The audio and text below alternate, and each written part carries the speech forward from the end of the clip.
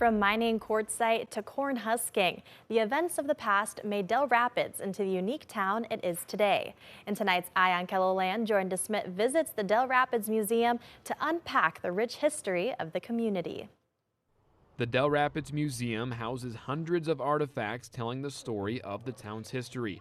This museum and town would not have been possible without a man by the name of Peter Morse. And in 1871, Peter Morse came on horse from Osage, Iowa, and he was incredibly bored on his horse ride because the scenery had been the same mile after mile.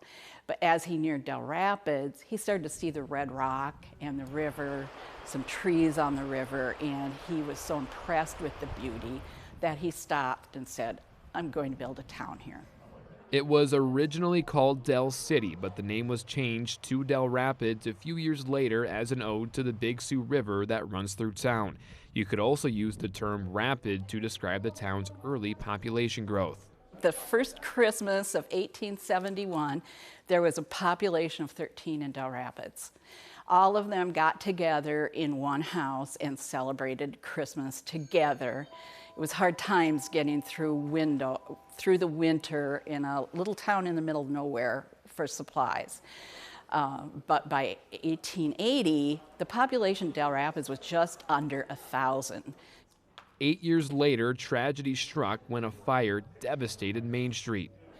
The fire just kept barreling down through Main Street, and it destroyed all of the businesses on Main Street until it reached one that had a stone wall. To make sure a fire like that never happened again, the buildings were rebuilt with quartzite, and it's the reason why you still see stone buildings in town to this day. The quarries have also been a mainstay. The buildings were strong, they were sturdy, they were not destroyed in storms. They made good places for people to open their businesses because they knew that those buildings would be there. And the quarry has always been really a staple of Dell Rapids' economy. After the fire, the town went through the highs and lows of the Roaring '20s and the Great Depression like everyone else. But in this building in 1934, another major event happened, a bank robbery. The Morris Denon gang came to town one day in, I think, October of 1934 and robbed the customers who were present at the bank and took the money from the till. They took about $11,000 cash, stocks, and bonds. None of that was ever recovered.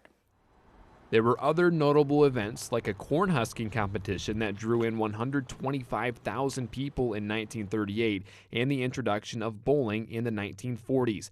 A natural disaster returned in 1969, this time in the form of a catastrophic flood, similar to what some communities saw this past June. My own in-laws lived down, my future in-laws, they lived on First Street here in Dells.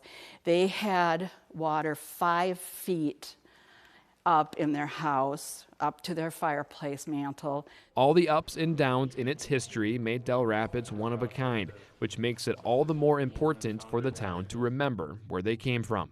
Your appreciation for living here will certainly increase just because you know what happened in the past and what it took to build a community. History is always important.